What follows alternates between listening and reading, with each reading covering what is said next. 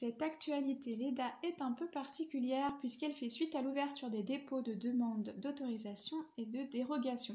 Nous avons déjà pu constater des disparités d'application de la loi en fonction des académies et les familles sont confrontées à des difficultés pour répondre aux exigences de certaines dispositions. Nous avons travaillé avec des avocats pour être prêts à déposer des recours et un référé suspension pour suspendre l'application de la loi durant le mois d'avril. Ces recours vont entraîner des débats écrits avec le ministère de l'Éducation nationale et ceci pendant plusieurs mois. Nous avons donc besoin de vos retours concernant toutes les problématiques que vous pouvez rencontrer sur le terrain. Avec des membres de la COPLI, Coordination pour la liberté d'instruction, nous avons réalisé un formulaire à l'attention de toutes les familles en instruction en famille. Nous vous remercions sincèrement de prendre le temps d'y répondre et de le diffuser sur vos réseaux. Vous trouverez toutes les informations à ce sujet ainsi que le lien du formulaire sur cette actualité LEDA du mois d'avril. N'hésitez pas à faire suivre à vos proches et sur les réseaux sociaux. Les nouvelles des recours contre les décrets maintenant. Le dépôt des recours contre les décrets est prévu la première quinzaine d'avril. Une fois saisi le juge, il rendra sa décision dans un délai de 12 à 18 mois. En attendant, l'EDA va également déposer un référé suspension pour essayer de suspendre l'application de la loi le temps que le juge rende sa décision sur le recours au fond. Le ministère, en attendant, a rétropédalé au sujet de la carte nationale d'identité le 22 mars. Un courrier a été envoyé à l'ensemble des DAZEN et des SDEN pour préciser que la carte d'identité ne serait finalement pas exigée pour les familles qui demandent une autorisation ou une dérogation.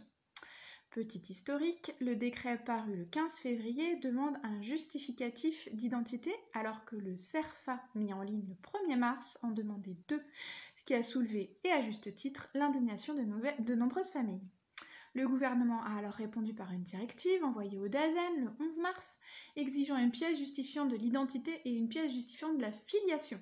Le gouvernement a ensuite réalisé qu'il fallait faire marche arrière suite à la forte mobilisation des familles et a autorisé exceptionnellement pour 2022 une photocopie du livret de famille ou d'un extrait d'acte de naissance.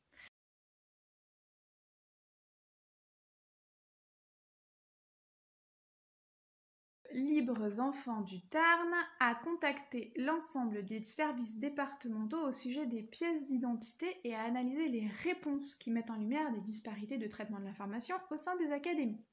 Retrouvez le lien de ce travail sur l'actualité LEDA d'avril. L'association LEDA a aussi constitué une foire aux questions au sujet de la demande d'autorisation. Elle est disponible sur le site de LEDA et nous tentons de la mettre à jour régulièrement. Un nouveau formulaire pour les adhésions a aussi été mis en ligne. Vous pouvez en profiter pour adhérer. Toutes les infos sur les différentes rencontres sont aussi dans la dernière actualité LEDA. Et maintenant, un appel de la Coordination pour la liberté d'instruction, la COPLI, un appel que nous appellerons débordement administratif des services de l'éducation nationale. Des membres de la COPLI ont eu accès au mail de la personne référente de l'IEF à la DGESCO.